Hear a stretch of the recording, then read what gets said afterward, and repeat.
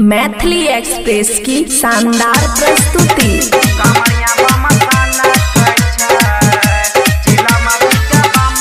DJ Sumit Satish रेमा, खुशी recording studio बलुआहा।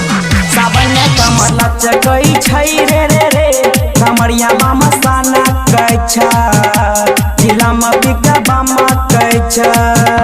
सावन में कमर लचकई छै रे कमरिया बामा साना कहै छै, जिला में बिका बामा कहै छै।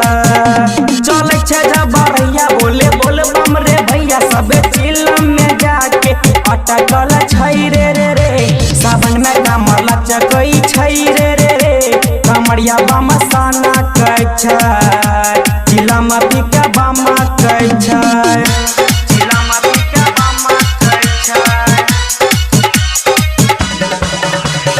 डीजे सुमित सतीश रेमा, खुशी रिकॉर्डिंग स्टूडियो बलुआहा।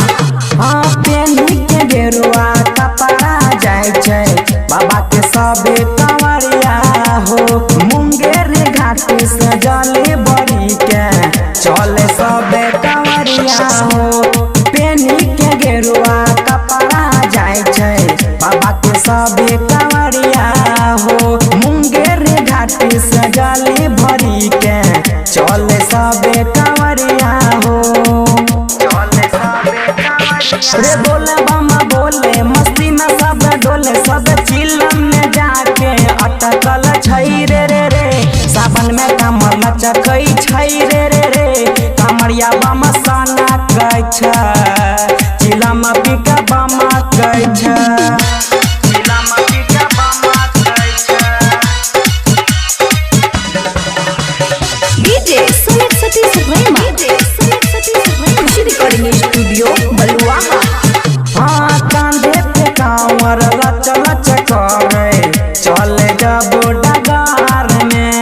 पौआ में फोका पड़े छै छाला, तहियो चले डगार में। हाँ कांधे पे कांवर लच लच करे, चले जबो डगार में। पौआ में फोका पड़े छै छाला, तहियो चले डगार में, तहियो चले रे बोले बामा बोले मस्ती में सब डोले। चंदन मंटून के साथ में हचके रे। सावन में कमर लचकई छै रे कमरिया बामा साना कहै छै, जिला में बिका बामा कहै छै। खुशी रिकॉर्डिंग स्टूडियो बलुआहा।